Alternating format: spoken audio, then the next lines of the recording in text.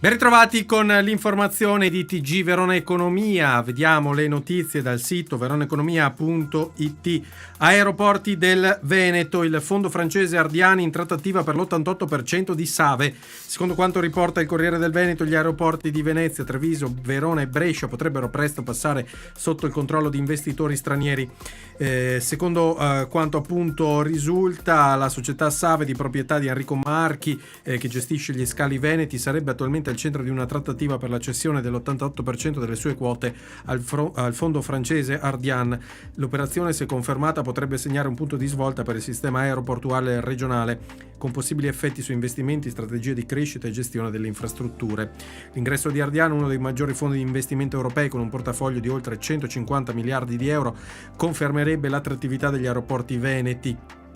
In particolare ovviamente quello di Venezia, che è uno degli scali più importanti d'Italia, ma appunto nel pacchetto c'è anche la società Aeroporto Catullo con Verona e Montichiari.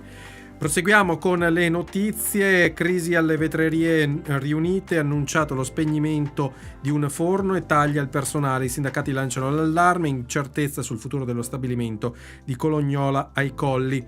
Poco più di un anno dal passaggio di proprietà di vetrerie riunite dai fondi Sun European Partners a TIC Capital e Tangor Capital, arriva una decisione drastica. Il 13 febbraio il nuovo amministratore delegato ha annunciato alle organizzazioni sindacali e alle rappresentanze sindacali lo spegnimento a tempo indeterminato di uno dei due forni attualmente in funzione nello stabilimento, e quindi c'è in attesa della convocazione ufficiale del tavolo regionale di crisi. I sindacati confermano lo stato di agitazione e non escludono ulteriori mobilitazioni.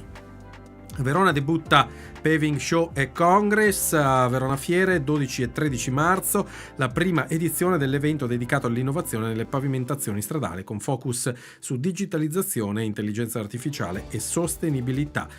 Si affianca a Samoter, che sarà invece dal 6 al 9 maggio del 2026, quindi il prossimo anno.